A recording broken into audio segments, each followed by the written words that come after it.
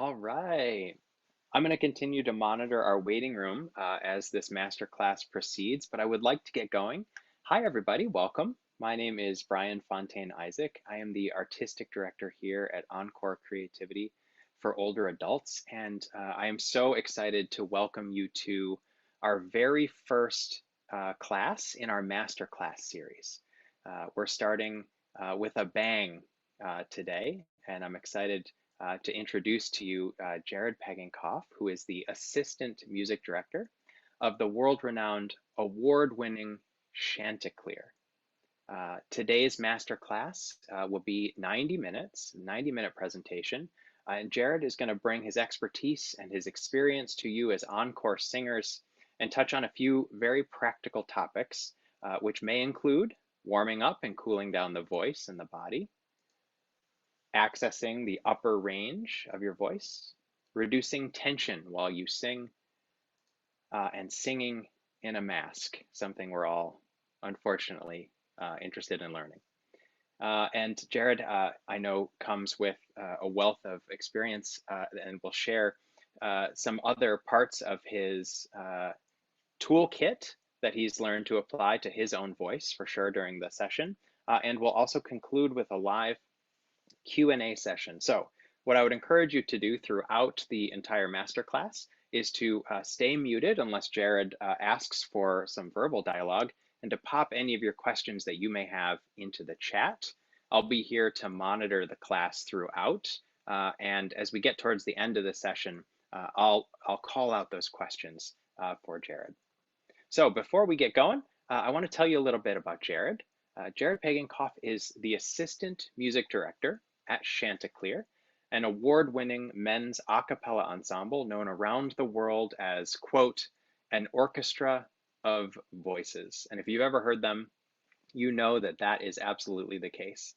He holds a master's degree in vocal performance from the University of Houston and has performed with, among others, Ars Lyrica Houston, the Handel and Haydn Society, Blue Heron Renaissance Choir, and Church of the Advent in Boston's Beacon Hill. In his spare time, Gerrod enjoys exploring San Francisco with a cold brew coffee in his hand, fostering his newfound obsession with Stephen Sondheim musicals, and doing the daily New York Times crossword puzzle in pen. He's a daring soul, and we are really excited to have him here with us at Encore Creativity. And for those of you that are not able to make it live and you are watching this on demand, welcome. We hope that you enjoy as well. So Gerrod, thank you so much for joining us, and over to you, sir. Thank you, Brian, for that wonderful introduction, and thank you to each and everyone for being here. It is a great honor for me to kick off this masterclass series with you. No pressure at all. The fact that there's so many of you that decided to show up makes me feel very happy, and a little bit of pressure. And I just wanted to say thank you to all of you who have kept singing a part of your life, or have returned to singing, or have even just discovered singing. I've been singing my entire life. I'm a young pup at 43, but singing has always been important for me, and it makes me very, very, very happy to see so many of you who are starting or continuing your love of something that I hold dear to my heart. I thought I would share with you some practical things that I do as a singer, and your situation as participants in Emory University is a little bit different than mine in Chanticleer, but I think that possibly you could take some of my tips and tricks and maybe fashion them to your own needs, because if they work for me, hopefully they can work for you as well. One thing that I don't deal with yet, that maybe some of you are dealing with, is that you are now at a stage in your life where maybe your voice isn't doing the things that it used to do, or you're finding it more and more difficult to get your voice going every day. And we can talk about some things, some really great warm-up techniques to help you get going every day. You know, as you get older, and I want to preface everything by saying that I don't I don't want to say anything incorrectly or to make anyone feel uncomfortable, and I don't ever want to make you feel like I'm judging you because you are older than me. But that's what I'm sort of tailoring my talk to today, is an aging singer a bit. But you know, as you get older, your life changes, obviously. Maybe you're retired and you're not using your voice on a daily basis like you were when you were working every day. So maybe you get to rehearsal and it's like, wow, it's really hard to get going here. You know, as you get older, your body changes. You have lower respiratory function in your lungs. I think I read something that says for every decade after your 30s, you lose 5% lung capacity. So maybe it's a little bit harder to really tank up and get a good breath like you used to be able to do. Brian told me there was a professor emeritus of the neurology department at a big hospital, and I don't want to say this incorrectly, but as you get older, your neurons don't fire the way they used to, and she can correct me if I'm wrong here. But it can make your brain fight a little bit harder to tell your body what to do. Things don't happen as quickly or as easily as they used to. This can sometimes result in maybe a fluttery or a wobbly vibrato that you can't quite control. Also, all of these in your throat, it's primarily cartilage and musculature. And as you get older, even at my age, in my 40s, these cartilages are beginning to ossify and calcify a little bit, and they're getting hard. They're not as pliable as they used to be. So part of you know, one big component of the aging voice is you sort of have to temper your expectations about what you used to be able to do and maybe what you can do now. Certainly singers can sing well into their, you know, old age. I mean, there are quite a few opera singers that's female and male that sing into their 70s and 80s, and their voices maybe don't sound exactly the same as they did when they were in their 40s and 50s, but they still have amazing instruments that we want to listen to. So what can we do with what we have left? I mean, that should be the focus, what you still have that you can work with. For starters, I would suggest, I don't know quite what your singing schedule is with Emory University when you show up to a choir rehearsal, but I imagine it's maybe once or twice a week at most, but you're probably not singing every day. And so my recommendation first is to sing every day, even if it's just for a few minutes. Warm up your voice in a comfortable range, just get your voice moving on a daily basis. Just like you might exercise every day, you might go for a walk every day. Keep those muscles and those tendons and ligaments in working order. We can talk about some semi-occluded vocal tract exercises that I really like to do. They're kind of a craze right now, but I think of these as water aerobics for the voice, for the larynx. And what that means is you are creating a very small opening here at the front of your lips so that everything behind has perfect pressure, or is an optimal pressure, so that you can't put any undue pressure on your voice. And it's a great way to slowly and effectively warm up your cords and the musculature in your neck. And we're going to do a couple of those in just a bit. Practice breathing. That's just actually a good tip for life, is to take some really amazing cleansing breaths. There's so much going on, and it's so easy to get nervous and anxious about all of this stuff that's outside of our control. But you know, if you bring that into your singing rehearsal, it doesn't help any bit at all. So practice some meditative breathing exercises. I'm a big fan of the in for 3, out for 6. You can also take in for 5, hold for 5, and then out for 5. And we can do a few of those as we get into this this little masterclass here. But I highly encourage, if you're feeling extra anxious at any point throughout your day, take some time to breathe.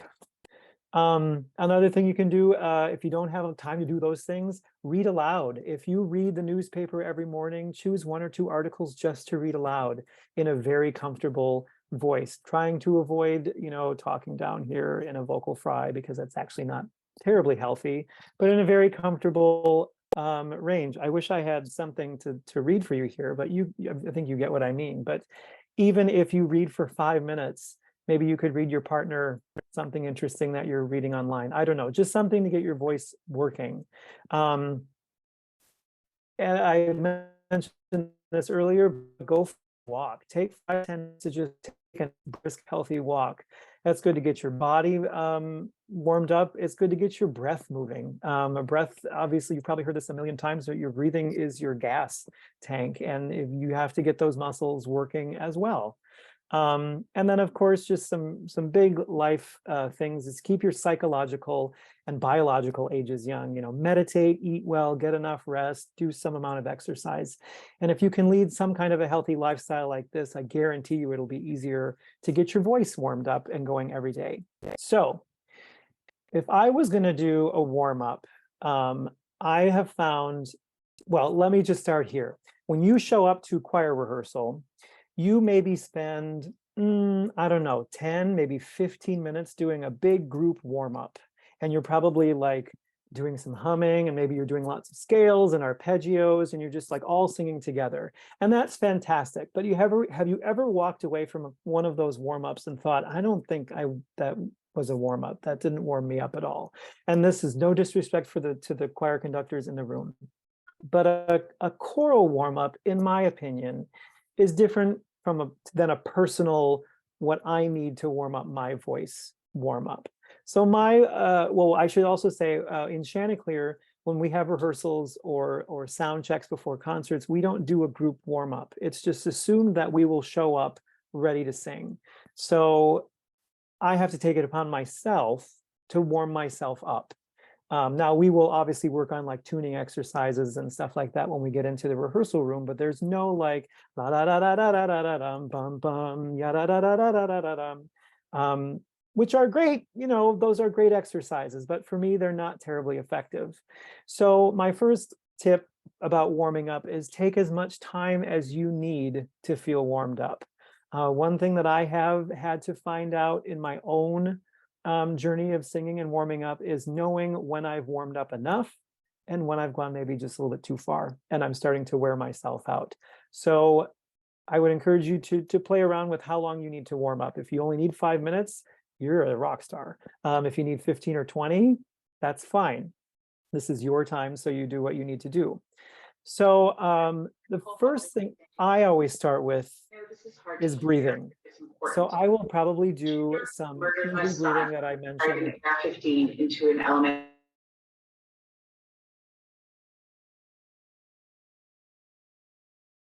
You muted me too. I will do what I mentioned before, in for 3 and out for 6. So we can all do this together. So if I was going to go, I would do breathing in 1, 2, 3, and then instantly 1, 2, exhaling 4, 5, 6. And the goal is really to get rid of all of that breath. Don't push it out, but really try to do your best to get rid of all that breath. Let's do another one of those together. In for 3. Ready, set, go. In, out, 2, 3, 4, 5, 6. I do about 3 or 4 or 5 or 6 or 10 or 15 or 20 of those before I even start singing, because I need to feel, when I'm doing that, I need to feel the expansion in my chest. I need to feel the pushing of my diaphragm down. If I'm sitting, it's really great to feel that expulsion down low. It's just to feel my body opening up.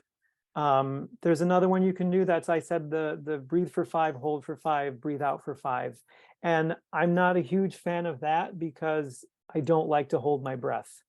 There's just something weird about, even when you're singing, you breathe in and you're like, and then you hold until it's time to start. And that's actually really not a great way to sing in general. So I like the in for 3, out for 6. And you can also do, you could do any combination of ins and outs that you wanted to do. But that's a great way for me to start.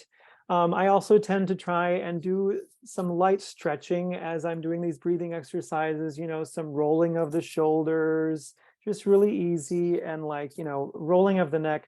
I have to share a personal anecdote. I'm actually having a hard time rolling my neck because I was in Puerto Vallarta over New Year's and I was swimming in the ocean and I got hit by a wave and it hit me, it slammed me on the back of my neck. So I'm still having a hard time turning my head from side to side. But I encourage you to do it as much as you can, as comfortably as possible, nothing crazy. down as you can and up. You know, there's a lot of musculature and ligaments in our neck that need to be free and open all the time. So I do some amount of stretching. I also like putting my hands over my head, so then you can feel the expansion in your chest again and your shoulder. And then if you put your arms back down, you can try and feel what that raised chest feels like. And then take a breath and feel how much more room and how much more space you have. That's a great thing to do. Also, in general, a great thing to do. There's another fun thing to do if you're on your feet. I'm not going to demonstrate this because I'm seated, but you can put your hands up and then just fall forward, what they call like a ragdoll stretch. And you kind of flop over to the front, and you can do some great breathing stuff that way too, just to feel how far, in how many places the breath really permeates or affects.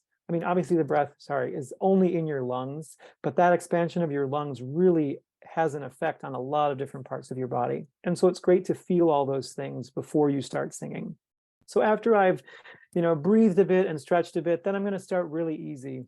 I like to hum in the middle part of my voice, and maybe chew a little bit just to get my jaw kind of moving a little bit. We all tend to hold, well, I shouldn't say we all, but lots of us hold a lot of tension in our jaws. So it's good to try and get that loosened up a little bit. And I always start in the middle. It's never a good thing to start in the extreme part of your voice. That's like common knowledge, I hope. But, I'm not waking up and singing high G's. Those days are long behind me. But I like to hum and chew a little bit. Just making noise. I'm not even singing really pitches, just doing comfortable. And then I slowly stretch the range up and down.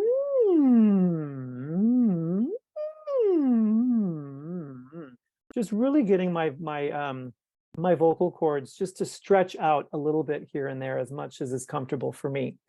I also try to get in some vocal fry in there. The vocal fry, for those of you who maybe don't know what I'm talking about, is this that really low kind of just making like buzzing noise.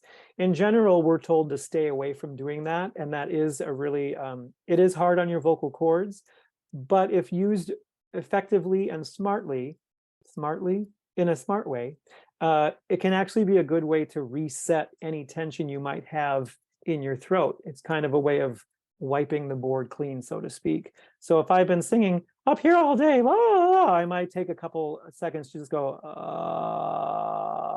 just to put everything back down to zero. And so as I'm doing these initial chewing and humming warm-ups, I'll just toss in a few of those too.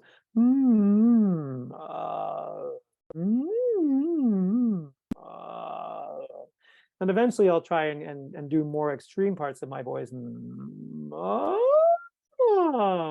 Maybe get a few sirens in there. I'm just slowly stretching up this rubber band, which our vocal cords kind of emulate.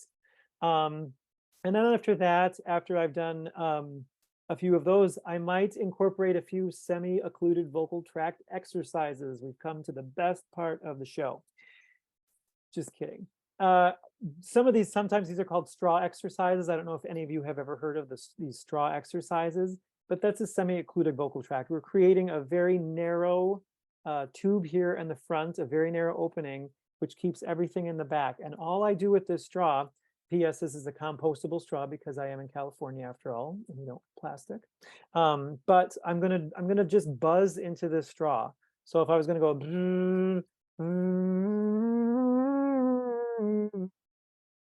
and I can put my hand at the end of the straw and I can feel the breath coming out the end of the straw, and I can feel the buzz at my lips. And like I said, this is kind of like water. Oh, look, he has a straw. I'm so excited to see straws. It really creates an optimal environment for your vocal cords. And it's really difficult if you focus everything here at the buzz. It's hard to manipulate anything else down here, which is kind of the goal. And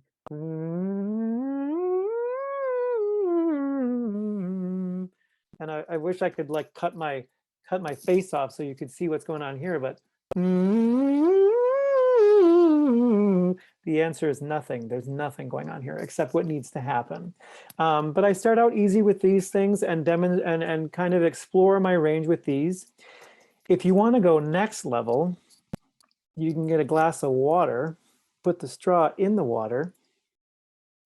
I hope I think my microphone might distort this a little bit, but you can blow into the glass and you can see the bubbles, and that's a visual cue of what's going on.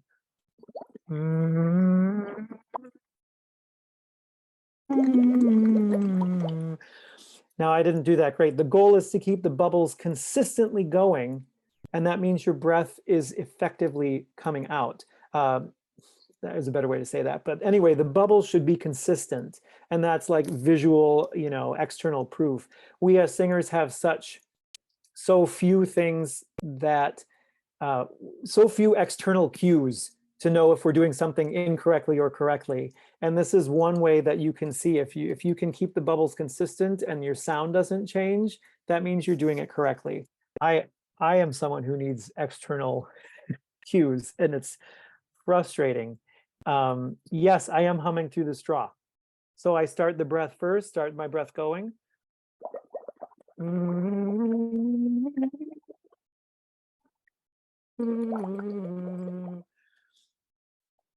It seems like something so simple and stupid, but I guarantee you it really helps strengthen actually the stuff down here. It's fun, just fun. It's a fun, stupid thing to do, but it actually does garner results if you can do it, condition yourself to do it. Now, if you don't have a straw, you don't want to look like a fool and dig and blow into a glass of water. I completely understand. There are a couple of other semi-occluded vocal tract exercises that you can do. The most famous one to me, I think, is the lip trill. That's a semi-occluded vocal tract exercise. We're creating a small opening here, straight line of breath, shouldn't be able to manipulate. Now, I personally think I have overused the lip trill in my own way, in my own life, and I have found a way to manipulate it because that's what I do. So my new trick for myself is to use what I call a raspberry, like blowing a raspberry at somebody. It's a bit messier, so you might want to put up a hand, but this way you start with a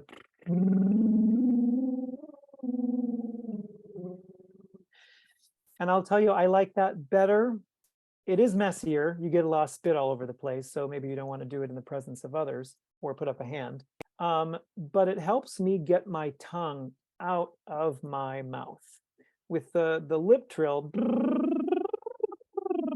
I found that I can get my tongue to do other things that it still like my tongue is a big helper.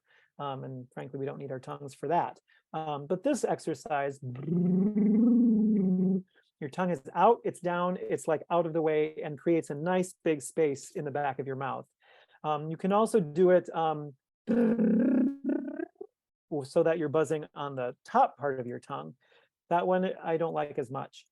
So you can do a couple of those. Those are great. You can take passages from your music that you are learning in choir and use those exercises, the lip trill or the raspberry, on phrases.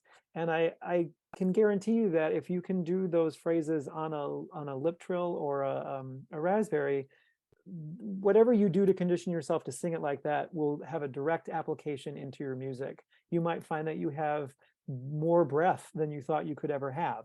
You might find that it's easier to navigate certain really big intervals because you're just conditioning yourself.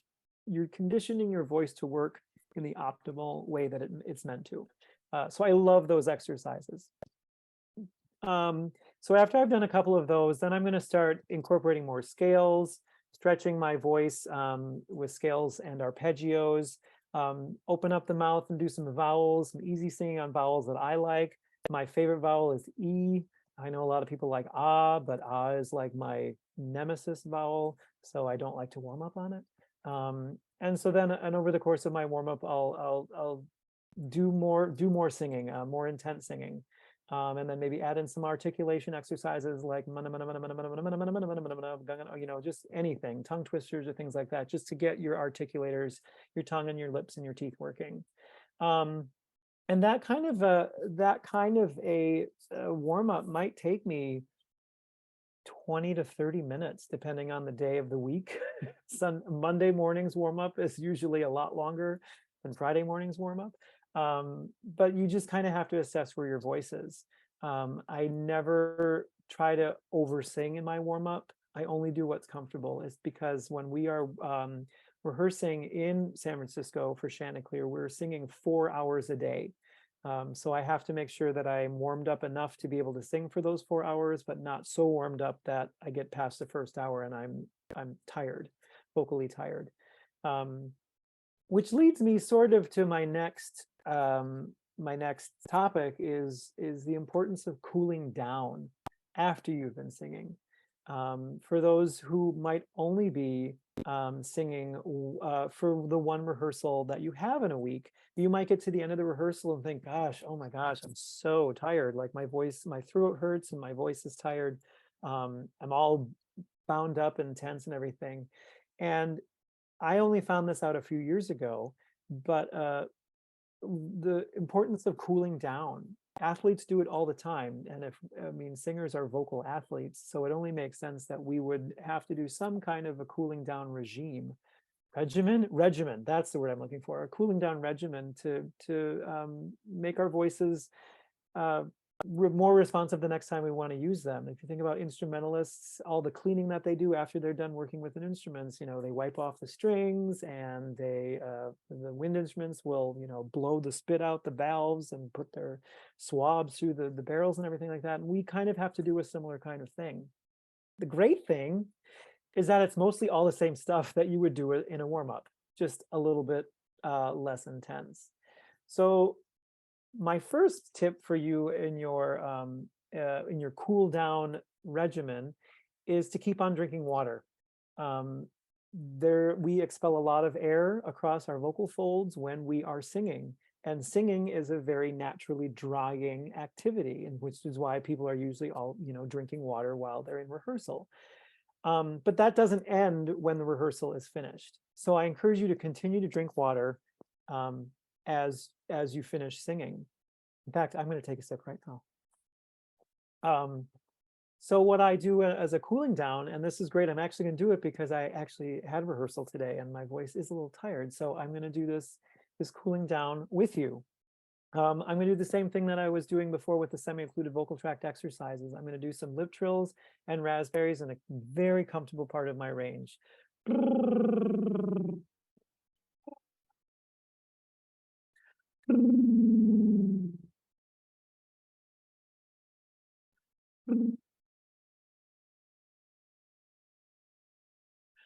I might do some of those just back and forth. I'm not going to explore the extremes of my range at all. This is just to get my voice to come back down to its resting position. So I maybe will do that for 4 or 5 minutes, just to calm down. I'll probably do a couple of easy sirens. Sirens are a tricky thing for me. They're very, they can go wrong if they're not well used, sort of like the vocal fry. But I'll do some very easy sirens, again, not in extreme parts of my range.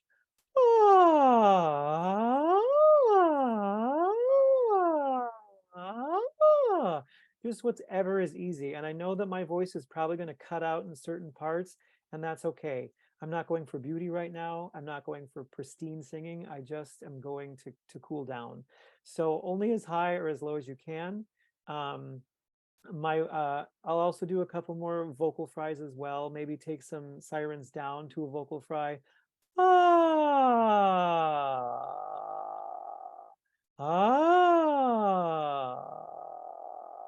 Not too much. Sometimes if you've been singing a lot, especially the higher voices, you might find it difficult to get down to a vocal fry if you've been singing a lot. That has certainly happened to me. I did have a voice teacher who told me once, if you can't do a vocal fry, you need to be done singing, like making noise for the day, because that means your voice is like beyond tired. But what I find is after I've been singing for a long time during the day, that all of this stuff sort of creeps up in my throat and kind of gets locked there. And so I need to help to get it unlocked.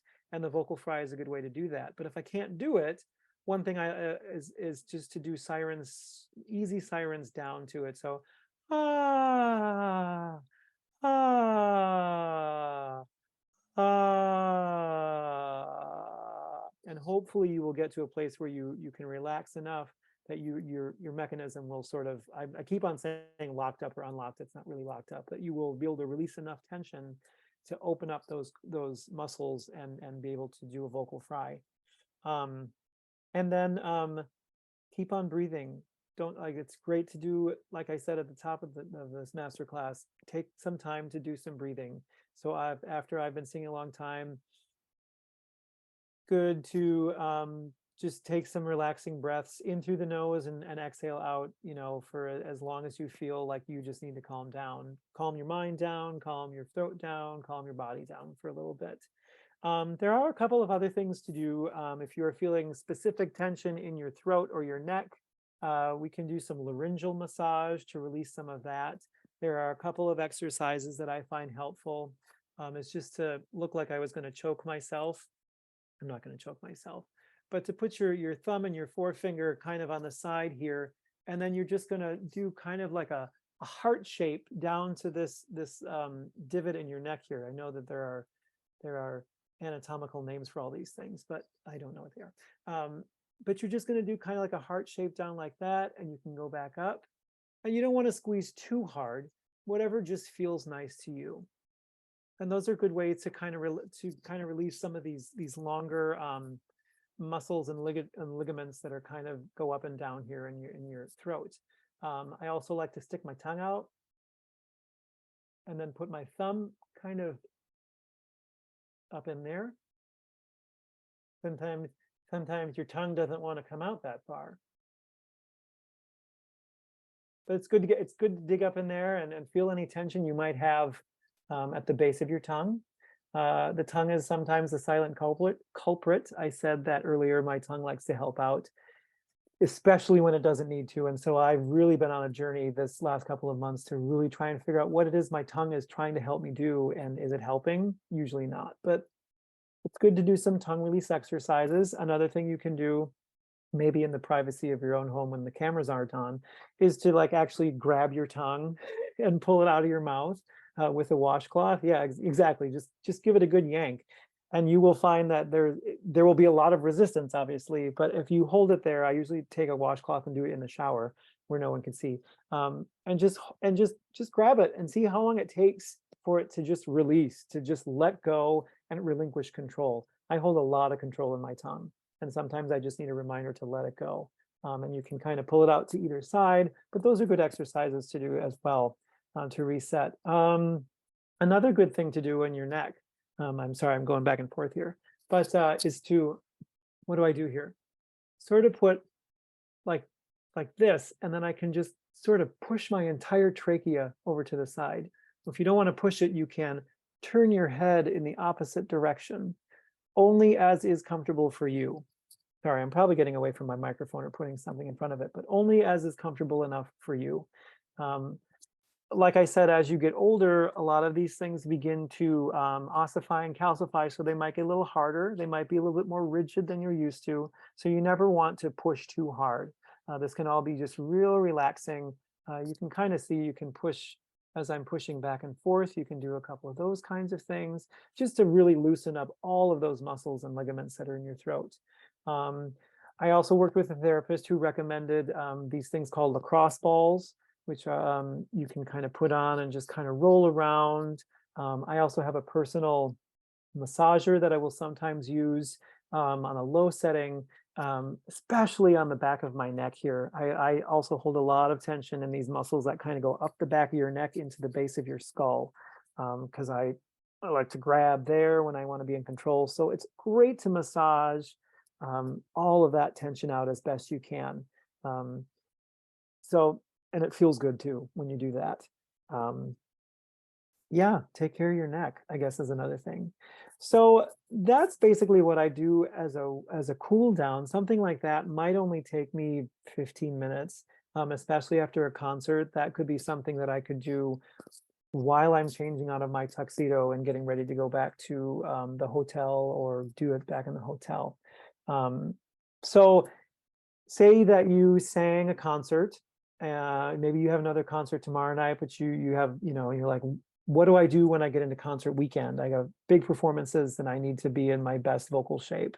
I know a lot of community singers who, sing in choirs and have, rehearsal once a week, but then they get to concert week, and then maybe they have, dress rehearsal on Monday and Tuesday, and then a concert Thursday, Friday, Saturday, and that's way more singing than you ever do, in the rest of the season. So these are some things that you can do to help really reset your voice back to zero. Some other tips that I would give you, say you're in one of these intense weeks and you know you need to use your voice a lot more, and so you want it to be as responsive as possible. Try to avoid overusing your voice after a rehearsal, a long rehearsal, or a concert. It's tempting to want to celebrate your successes with your colleagues if you've given a really stellar performance, but temper everything as best you can, especially if you have one or two or three more concerts in the following days. I like to have a cocktail or two every night, and I think that's okay after a concert or a rehearsal. It's not the worst thing in the world to go home and do that. But just remember that, well, I actually think that this is not right at all, but I have told myself that having one cocktail after a performance is not the worst thing ever. Having the alcohol actually helps increase blood flow and calm down the muscles in my neck and makes me feel better that way. The cautionary part of that is that you have to be very careful what you do when you get into that slightly inebriated state. So you can have a cocktail and be silent, and that's one thing. You can have a cocktail and get all crazy and be the life of the party. That's a very different thing. So just be cognizant of what you're doing as you are imbibing in a cocktail or a beer. But the other thing is also keep drinking water while you're drinking other beverages. Another thing to do if you have a big week of singing is get good rest. That is probably the number one component of vocal health that I would say is important, is getting good quality rest, which is sometimes difficult to do. Life gets in the way. It's sometimes hard to shut off your brain after you've had a really intense rehearsal or a concert, but whatever you can do to really calm down at night and sleep. It's a great tool for resetting your mind. It's a great tool for resetting all of these muscles in your throat that you will need to use. If the next couple days are really intense for singing, you might even consider taking some vocal rest time. And that means like no talking at all, and which kind of goes against what I told you before about, read the newspaper, sing every day. Sometimes the voice just needs a timeout, and you should do your best to do that. And that means like no whispering, because you have heard that whispering is actually harder on the voice than regular old-fashioned phonation.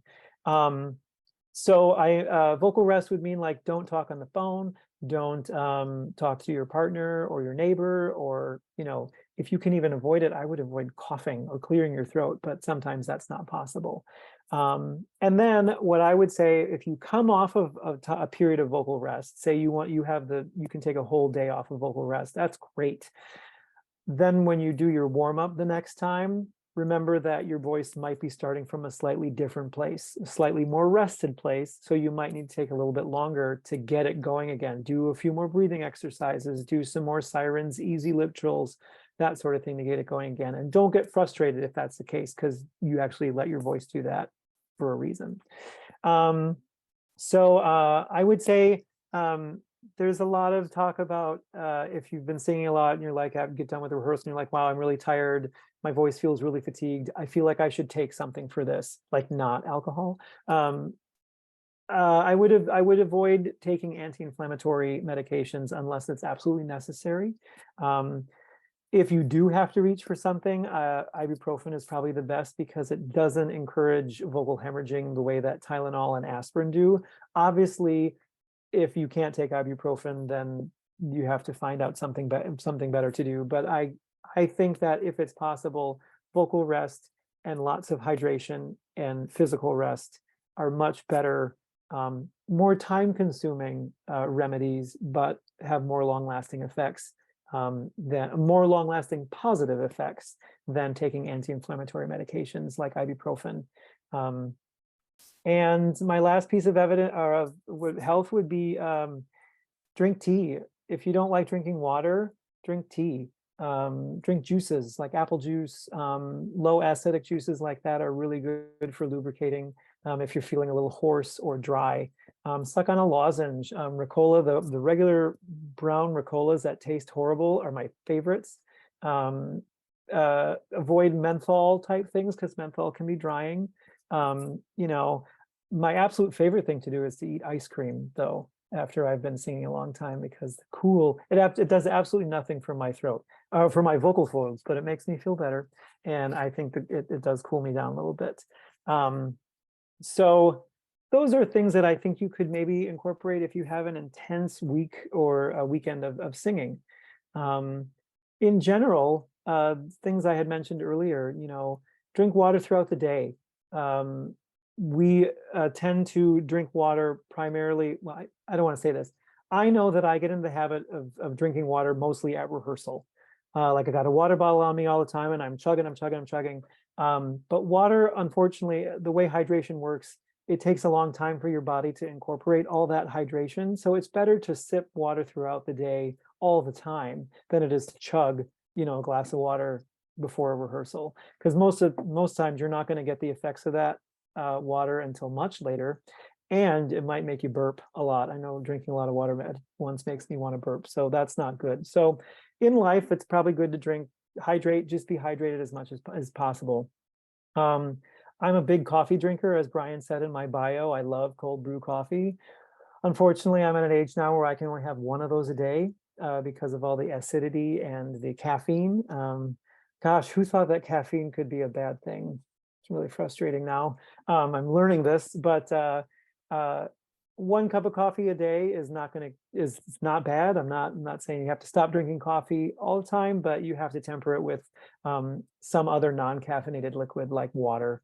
Other things to do, I said this earlier, is try to do some physical activity every day. Get out and walk, go to the gym.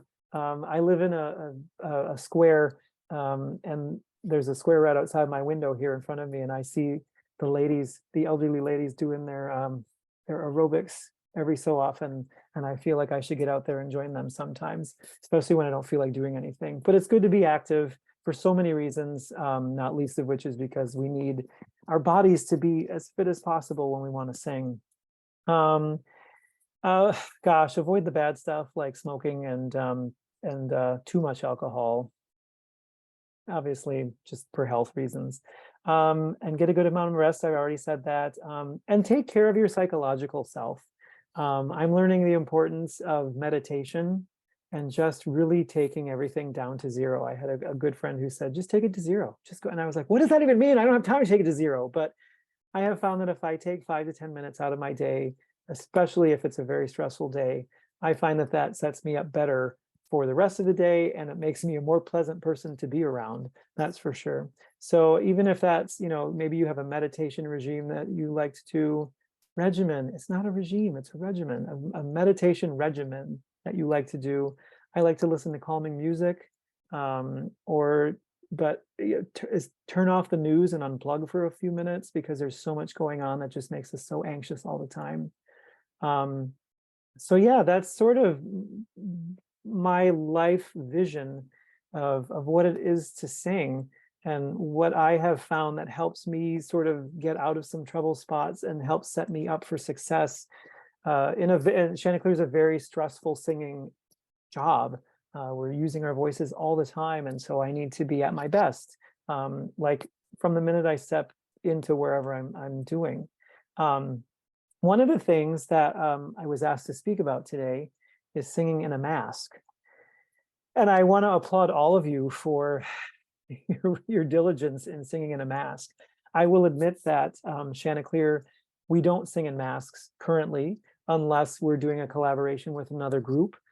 We are very fortunate that it's just the 12 of us, plus our music director, that see each other on a regular basis and sing together. So we have sort of created a bubble for ourselves. Are we still talking about bubbles?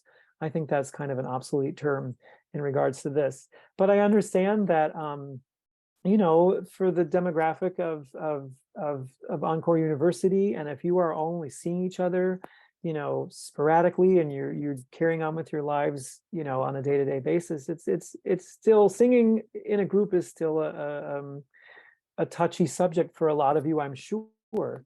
And I want to applaud you for doing what you need to do to sing together, because I think a lot of people were turned away from singing when the pandemic hit, because it was, the risk wasn't the risk was too great. So I want to applaud you. So the inherent problems, obviously, with singing in a mask are everything. It's harder to breathe. It's harder to communicate with everybody. Your sound is dampened. You might not be able to hear yourself when you're singing with a mask on. So that can cause us to make bad habits, create bad singing habits. We can't hear ourselves as well. We can't hear our neighbors as well. I know Brian and I were talking before we got on the call, like, you can't see any mouths.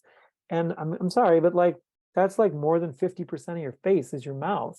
So it's certainly when Chanticleer started singing again back in 2020, we were all masked, but we had to learn a whole other set of skills to communicate with each other. And it was not fun, I have to say, and it was hard.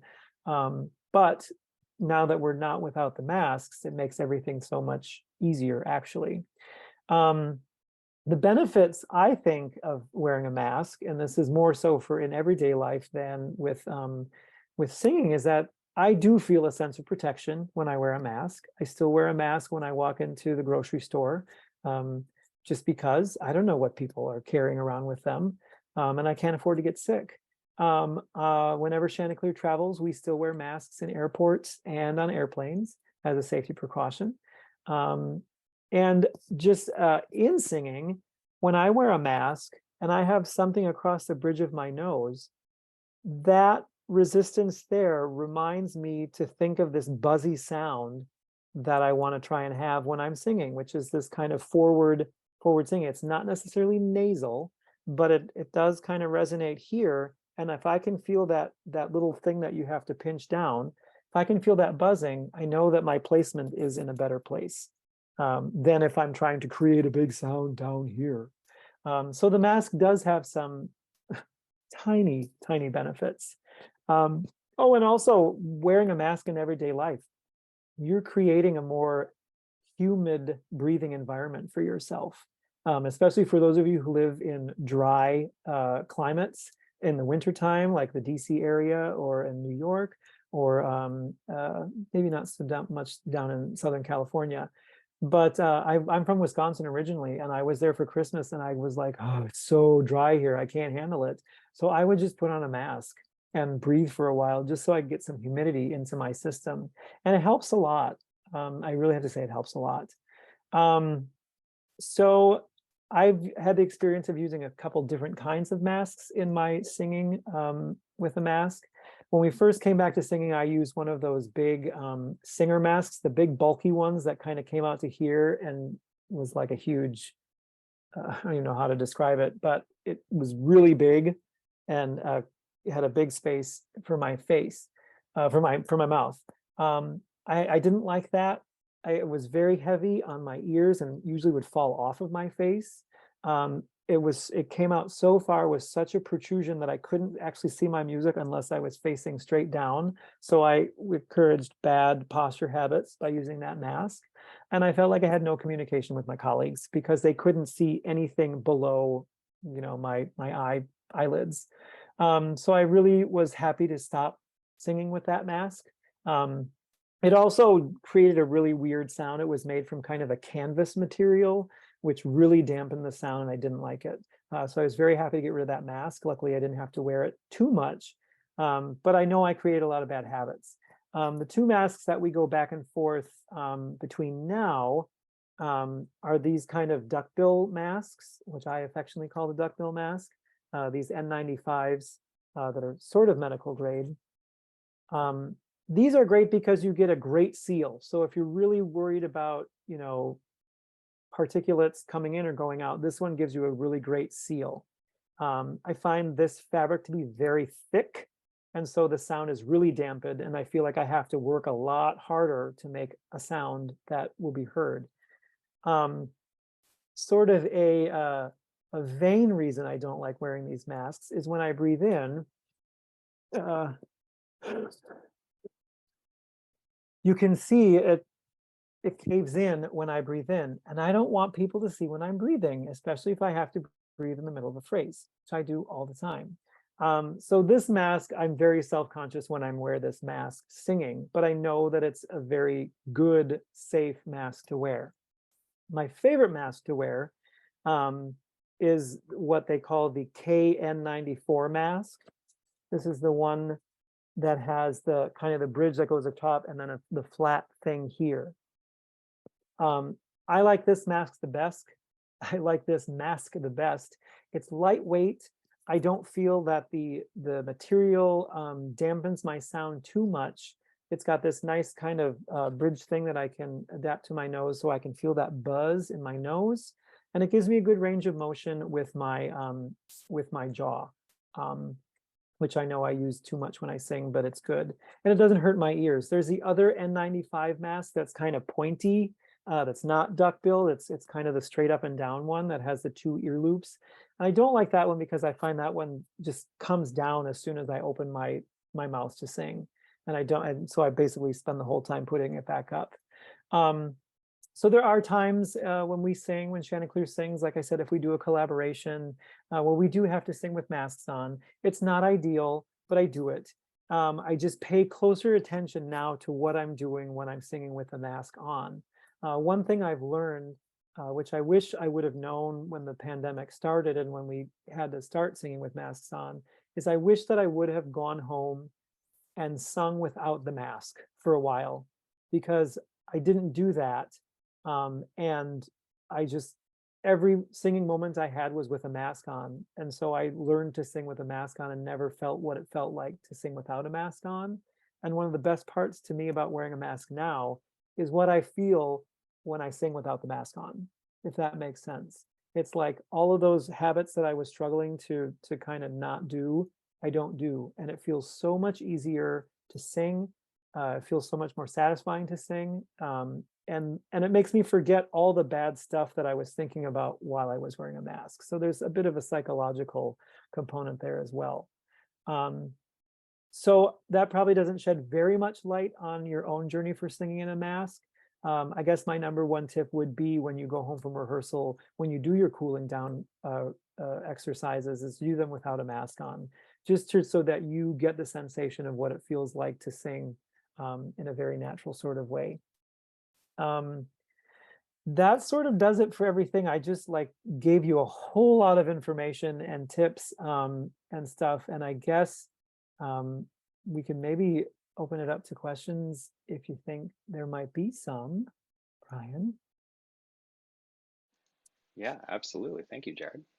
Yeah. So one of the singers, Henry, asked if you could show that black mask again. And I just want to say that black mask you showed was the KF94 series mask. That's one of the approved Encore masks. That's what I sing in as well. That's what I conduct in, and it is super comfortable. Yep, I agree. They are, I think I had read something, there was some speculation about the efficacy of the KN94 or KF94 mask. And I think it's has a 1% less efficiency than the N95 in studies. So I was like, I'm willing to take that 1% if it means I can be more comfortable and still sing well. But yeah, this is my favorite mask to sing in. And I like the black one because I think it looks a little bit more chic than the white one. It's a vanity thing, but and you can get these in every color too, which is fantastic. Yeah, the seal of the KF94 mask that you just showed is so important because so much of the efficacy comes down to whether it's sealed appropriately around the vocal mechanism. Right. So, when I sing in a 95 mask and drop my jaw, you're right, the mask does pull down. And so the 94 is a nice fit. Yep. There are a couple other questions here. Marsha Wood asks, do you practice a certain school of vocal discipline? And can you say anything about different so-called schools of vocal technique? I guess that if I think about it, I was brought up in the sort of the bel canto school of singing, which is kind of the chiaroscuro, which is the dark and the light together, and the poggio. Very much worked with teachers in that regard. When I was singing a lot of solo stuff, I was singing a lot of Baroque repertoire like Handel and Vivaldi and Purcell and things like that. And that is a very similar, the music is very similar as far as like the runs and the coloratura and things like that. So I learned in that school, I would say. I know that there are the different schools. Admittedly, I don't know a ton about them. I know it's like, the Germans push too hard and the French sing through their nose and the English sing out their neck or something like that. It's something like every school is like, no, that's bad. You should do this one. That's bad. Do this one. But I have found that good solid bel canto operatic technique has served me well singing in Chanticleer, certainly. But there's a lot of literature written about the different schools. They all sort of focus on a slightly different method of vocal production, and talk specifically to the needs of whatever repertoire it is that they're singing. But I don't know too much about those different schools, if I'm being honest. I'm going to go back up to the top of the chat and read you some of the questions that appeared. Okay. And I'm going to encourage everybody that's participating, go ahead and pop your questions in the chat. We have some more time, and Gerrod will certainly answer these questions. First of all, a couple folks have asked whether you might be willing to share a performance that you have on YouTube or something of Chanticleer. Yeah. Well, I don't have one on me right now, but I will say if I did a quick search, you type Chanticleer in, and we are getting a lot better about having more of a social media presence. It's a brave new world, and so we are finding the necessity to have videos and stuff available. The most recent thing we did, we released a video of a song called "Walking in the Air" back in December, and we're pretty proud of that. That features a lot of my colleagues. I was trying to think if there's anything that we had with a mask on, but I don't think so. I can probably find "Walking in the Air" while you're answering some questions, and maybe we could do a screen share here in a bit. Yeah, that'd be awesome. To me, it's the first thing that shows up. So, okay.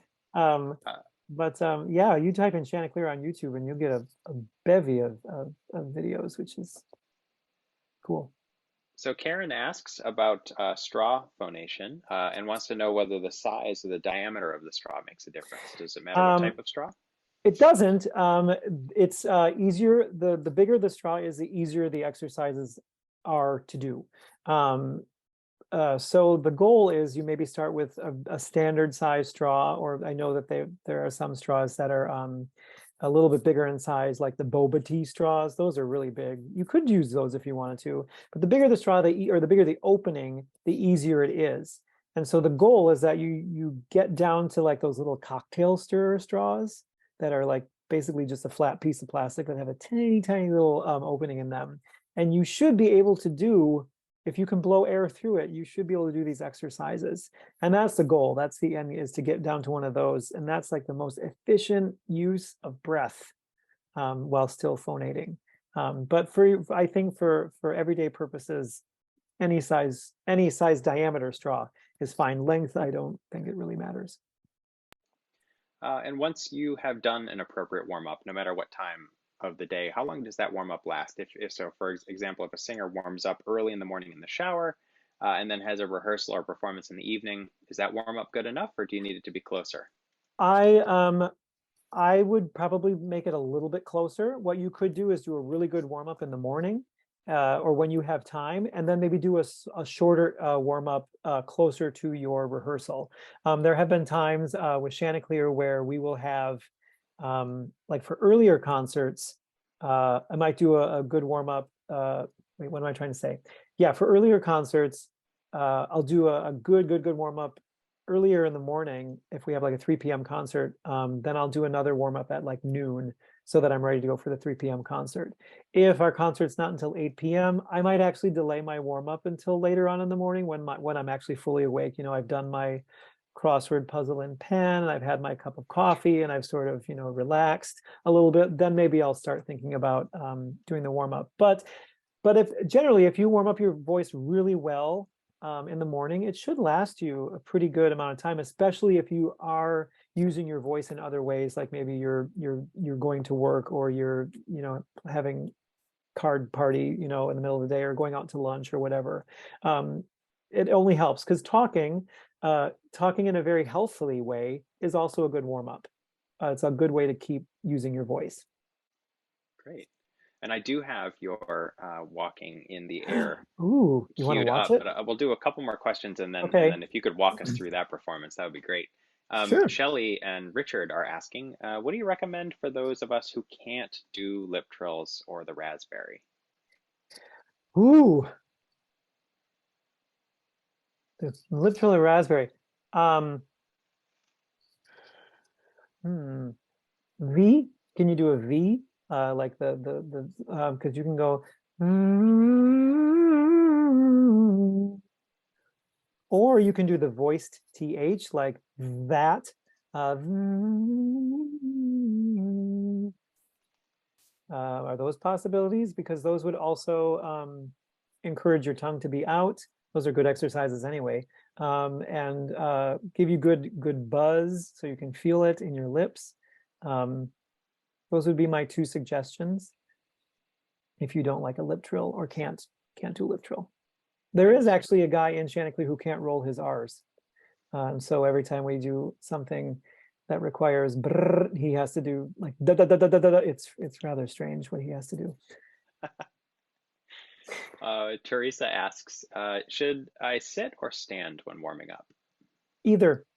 Standing is great because it's like full body posture. And I guess I do recommend standing when at all possible. It is better because it's good to feel like the effects of like locking your knees. If that's something you tend to do, you can really focus on not doing that. But I do know that, or I do feel that sitting helps me sort of feel grounded right below my breathing mechanism, actually. And so I can really feel some direct resistance on the butt of or on the seat of my chair if I'm breathing in, that I sometimes can't feel if I'm standing up. But it is, I mean, probably every other teacher would be like, oh, you always must stand when you sing. But there are benefits to sitting. Either way is fine. We have multiple questions about accessing the upper range. Any tips that you have in particular for accessing the upper range? And it might help if you mentioned what voice part you sing as well. Yeah, well, I'm one of the countertenors in Chanticleer. I sing on the soprano line most of the time, but that doesn't mean I'm singing like G's, A's, B flats, and C's. Though, like those are not notes that I have. But I do have to sing sort of high, like D's, E flats, E's, and occasional F. I guess this would sort of go back to what I was saying in the beginning about like tempering your expectations. You want to try and get up to those notes as freely as possible, but realize that there are range limitations. Not every soprano has a high B flat. That doesn't make her or him not a soprano. So your voice tells you what it wants to do or what it can do. My tip for trying to access those, well, it's not really a tip, it's actually some solid technique, is you cannot grab at anything. You might try taking some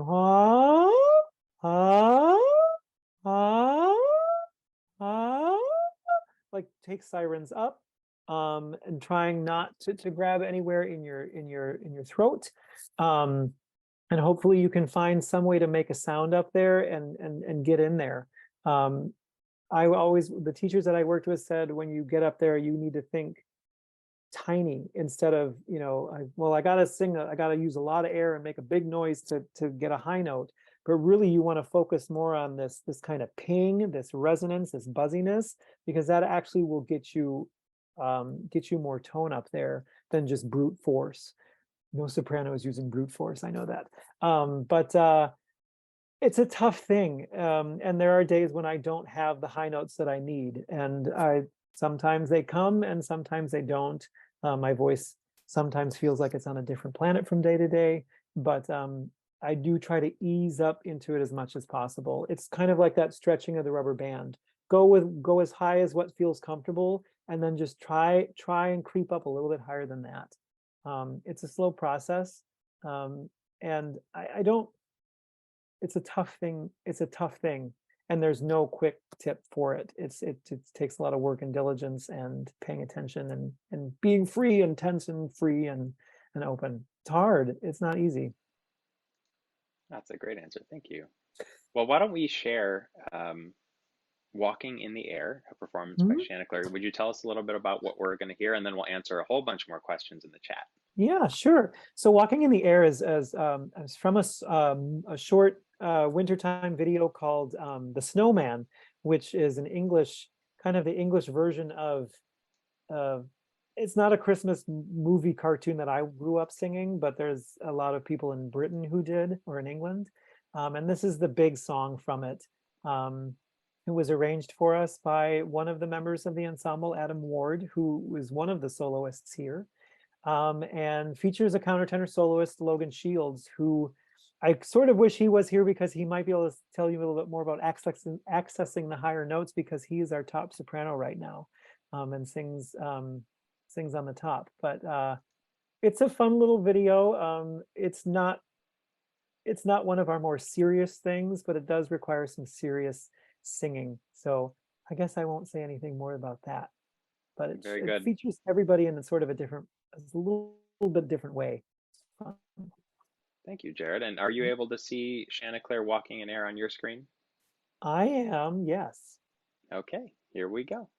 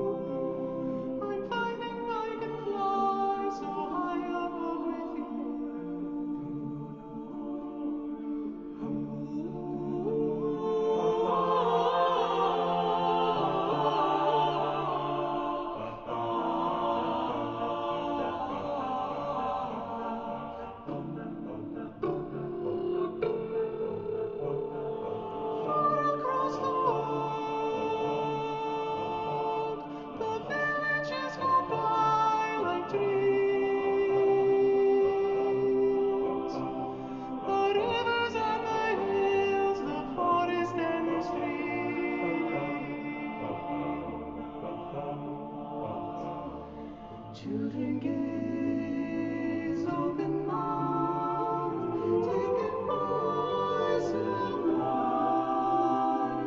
Nobody now below believes these eyes. We're surfing in the air.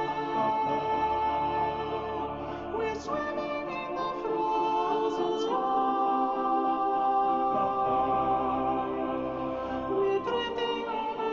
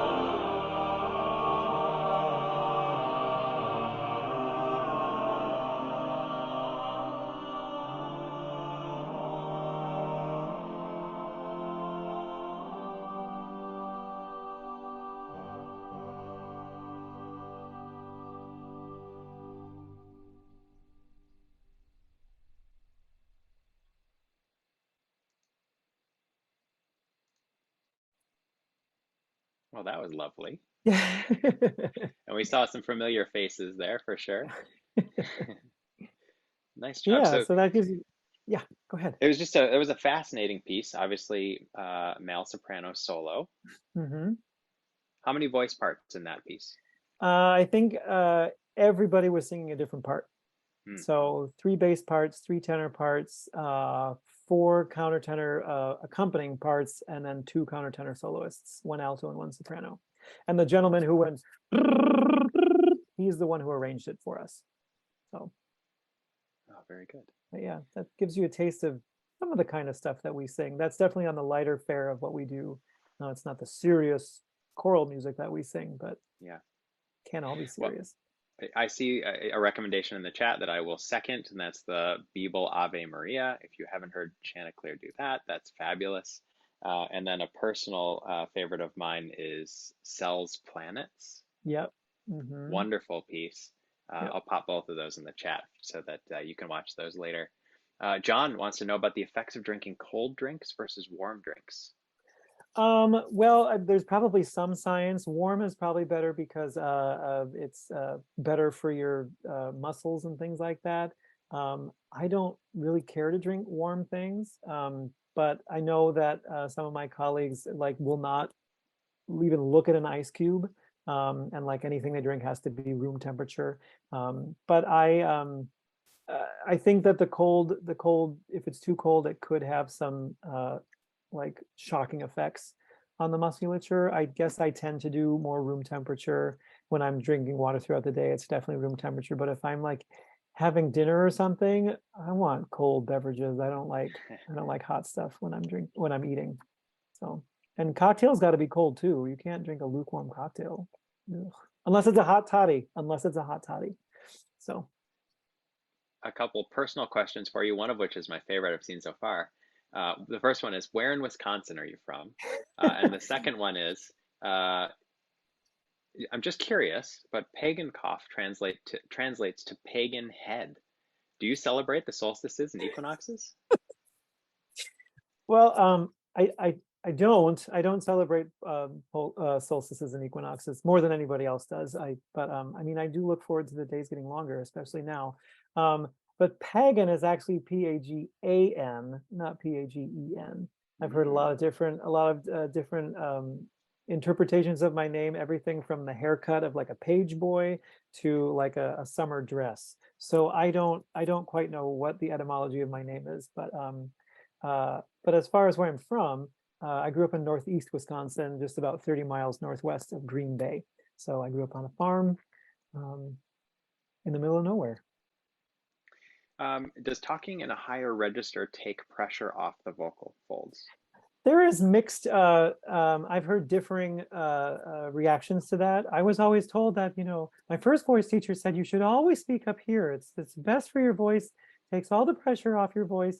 But as you can even hear, if I'm speaking up here, there are gaps in my tone of my talking and my speaking voice. That means and a lot of air is escaping. So that's not always the best place to speak, especially if it's off the voice. That's not healthy.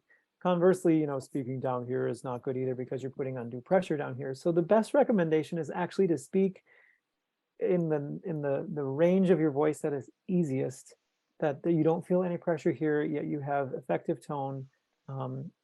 Maybe erring on the side of a little bit higher pitch, but I've gotten away from speaking up here all the time just because it doesn't always work. So, yeah. For those of you mentioning that you'd like the link after the session, we can certainly send that out so that you can hear it better. If audio didn't come through perfectly well for you, well, I'll make sure to get that out to everybody tomorrow with the recording of this session. Janice asks, do you or Chanticleer have a video or DVD that shows best vocal practices for those of us that are new to this? Like an educational video like that? Yeah. I would say I don't think we do, actually. Maybe I need to take an idea back to my superiors. No, I don't think we do. But I do strongly believe that you can learn a lot about singing by watching great singers.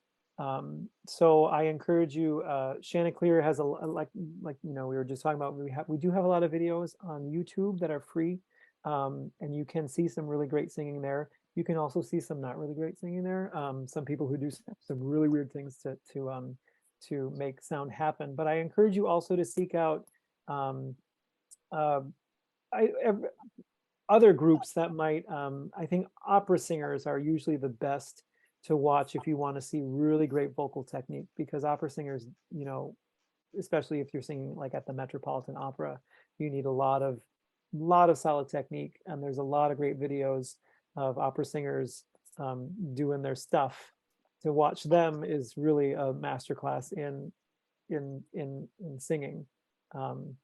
But no, Chanticleer does not have that kind of a video, and maybe I need to talk to somebody about that. All right. A couple questions about your experience with Chanticleer. Does everyone in Chanticleer have perfect pitch? And what was your audition to get into Chanticleer like? So the first question is actually nobody in Chanticleer has perfect pitch. Most of us have really good relative pitch, but nobody has true perfect pitch. Amazing. We find that the people who have auditioned for us who have perfect pitch, it's actually more difficult for them to sing in Chanticleer. Obviously, when we're singing in an a cappella ensemble in choir, you try to stay in tune as much as possible. Like, you don't want to go sharp, you don't want to go flat.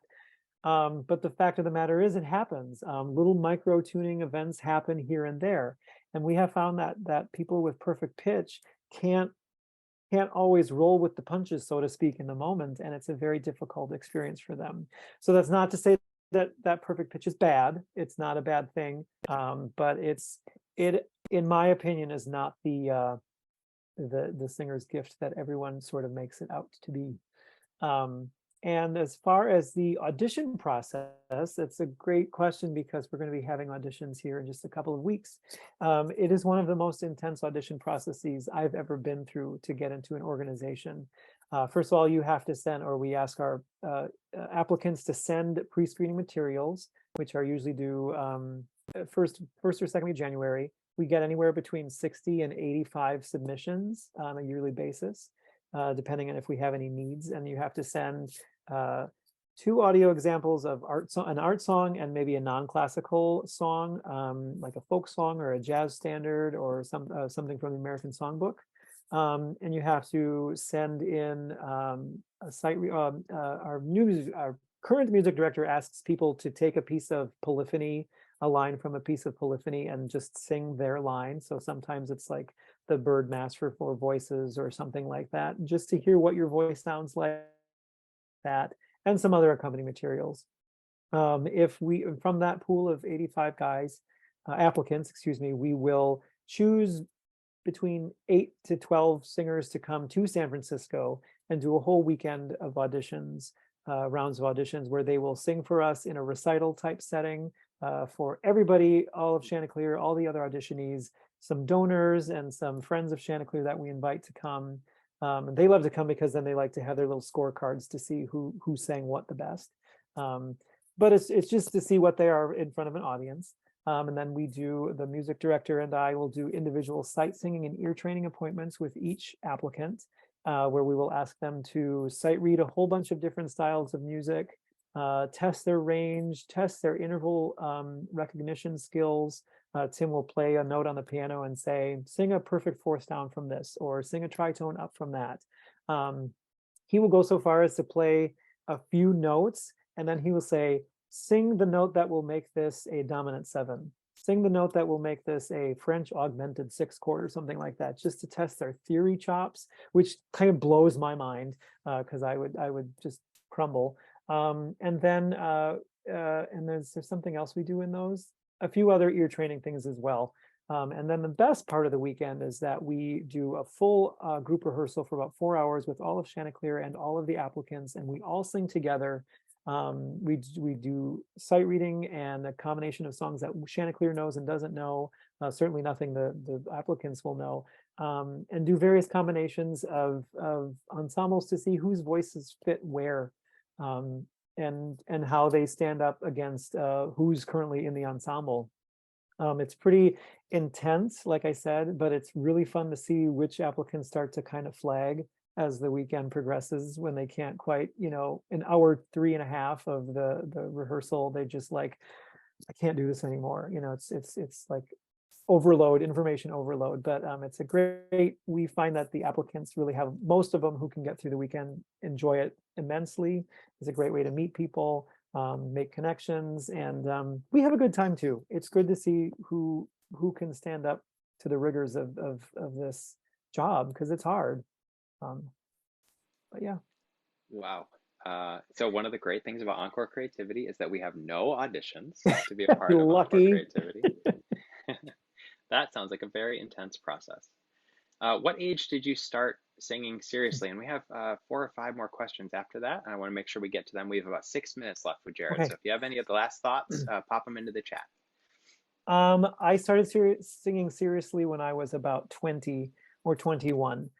So just about half my life now. I always knew I wanted to be a music teacher, a choir teacher, but I was taking studio voice at University of Wisconsin-Madison, go Badgers. My voice teacher said, "Hey, you have a really interesting voice as a countertenor. You should explore it." And so I did, and that's sort of been my journey ever since. So just about 23 years or so. A few folks have said that they've seen you perform in various places like Palm Beach or New York City. Yeah. Maybe after this session, we could share your upcoming tour schedule with this group here so that they can come see you. I know quite a few folks are here from the Washington, D.C. region. Any chance you're coming to D.C. soon? That we're in DC anytime soon. We usually do a stop in Georgetown. That's usually where we hang out, and I don't think that's on our calendar this year. We were just there last spring, so it's possible it's not this year. But yeah, we always have our calendar posted on our website, and it gets updated as we get more concerts. But we always have a big Christmas show. It's our first Christmas show in Manassas, Virginia, every year at George Mason University. So it's a very special show for us. But yes, please do come see us. Come introduce yourself to me. I'd love to meet you in person. Oh, that's great. We have 2 more questions. One is about Chanticleer. Is there a fixed number of members of Chanticleer, or is that variable depending on the rep? We are fixed at 12. 4 tenors, or 4 basses, 4 tenors, 4 altos, and 4 sopranos. Once upon a time in the early years, there were 9, and then they went down to 8. With 4 auxiliary, like 8 guys who would tour and 4 that would just stay home and sing when they were in town. But we've been 12 singers for about the last, gosh, I want to say 30 years, since the mid-90s, I think. It's been 12. Great. Do you have understudies for the roles in the ensemble? So what happens if somebody gets sick and you have a gig? What happens? Well, certainly in post-pandemic world, it's different standard than it used to be. It used to be that unless you were physically unable to be on stage, everybody sang the concerts. So unless you whatever. Yeah. One thing about that is it is surprising to find out just how much you actually can sing when you feel like you're under the weather. It's amazing how much technique is buried underneath, Kleenexes and Kleenexes of blowing your nose. So it used to be that everybody would sing everything. Since the pandemic, obviously things are a little bit different. So we have done a number of concerts with fewer than 12 people. We don't like to advertise that, but we just live in an age now where it's like, even if you have a tickle in your throat, you're like, no, don't come, don't sing. And so we just make arrangements as we need to. If we, usually we know like the day of if someone's not going to perform. And so Tim, our music director, and I will usually sit down with the score and say, okay, he has to take this part, he has to take this part. We're just going to not have that, and you do what you can. Usually it's doable, but in a case like Walking in the Air, where we just listen to where everyone is singing his own part, something's going to be cut, unfortunately. And in other cases, if it's a memorized piece of music, that also presents its own problem, because I don't memorize 12 parts. I memorize my part and that's it. And I know where that fits in. So sometimes it's hard to jockey around to make sure everything is covered. But we make it work. We don't like to sing with fewer than 12 people, because even that one person's absence is felt acutely. Just their energy not being there is really missed. But we do it. And I will say that we've done a few concerts where there were only 11 of us on stage and nobody noticed. Mhm. Like nobody noticed. It was bizarre. But no, we don't have understudies. There have been times where we knew there was going to be a prolonged absence because of some reason or another. I think somebody's dad died a few years ago, and so we knew he was going to be out for a while. And so we did bring somebody in who learned the music like really super quickly, and sang for us for a few concerts. But generally, we don't do that. It's just easier to not have somebody there than to get somebody else up to speed to what it is that we do. It's not ideal, but that's what we do. Last question, and it's a great one from Sandra, and something that I know a lot of folks are interested in. If I wanted to hire a vocal coach, voice teacher, what questions should I ask to get someone that's right for me? Oh my gosh, you saved the hardest one for last. No, but it's a really important question. A lot of voice teachers, vocal coaches, think they're doing you a favor, but if they don't know your voice and they don't know your individual needs, that's not a good fit, just like a doctor or a therapist or any other professional. And so I would say, if you are going to go work with a vocal coach, tell them why it is that you want to take voice lessons or you want to have coaching. Say, I sing in a community choir and I want to be able to do X, Y, or Z. And if that person seems sort of like hesitant to that or wants to try and say, oh no, we should be doing this and I want you to sing all of this, Verdi repertoire, that's probably not the best voice teacher for you. It's hard, and sometimes you have to shop around for a voice teacher, which can be debilitating and frustrating because you're getting a lot of information. But I think that with most voice teachers, you will know if you found the person that you want to work with. There's usually a personality click that happens. But I guess I would say be upfront with what your expectations are, what you want to get out of voice lessons. If you know you don't want to sing opera, tell them that. And if they keep on getting you to sing opera, then don't. Like that's probably not a good fit. But yeah, that would be my advice for that. Say I want to learn how to sing long phrases. I want to increase my breath capacity. I want to sing high notes, because the voice lessons are for you. They're not for the voice teacher. So you should get out of it what you want. I love that. Gerrod, thank you so much for your time tonight. You're so welcome. It's my pleasure. We're going to do our best to see you on the road sometime in your upcoming tour.